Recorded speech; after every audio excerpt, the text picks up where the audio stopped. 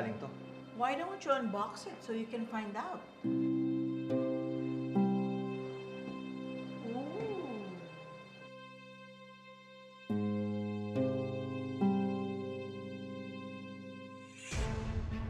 Huh? Ano? Buntis daw si Zoe? Is this a prank? Eh bakit ka naman nila ipaprank? April Fool's Day ba ngayon?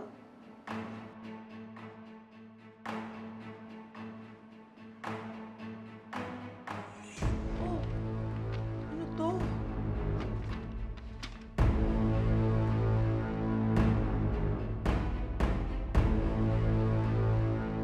Oh my God, Obeng. Bakit ate? Buntis nga si Zoe. Ay, ano?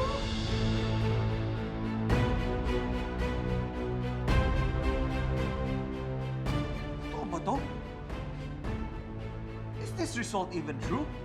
Madaling i-verify yan, lalo na kung galing lang sa lab natin.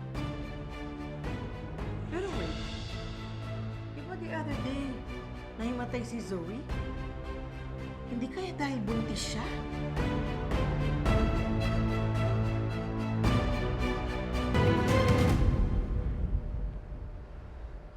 Bakit di niya sinabi sa akin? Puro problema na lang binibigay sa akin ni Zoe.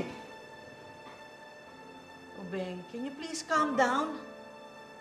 Why are you acting like that? It's as if Zoe's 13 and got pregnant. She's old enough.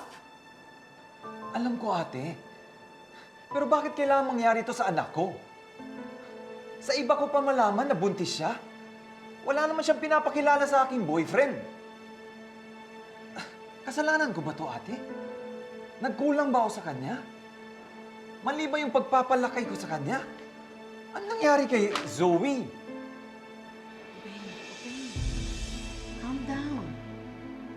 Huwag mong isipin yon. Zoe made her choice.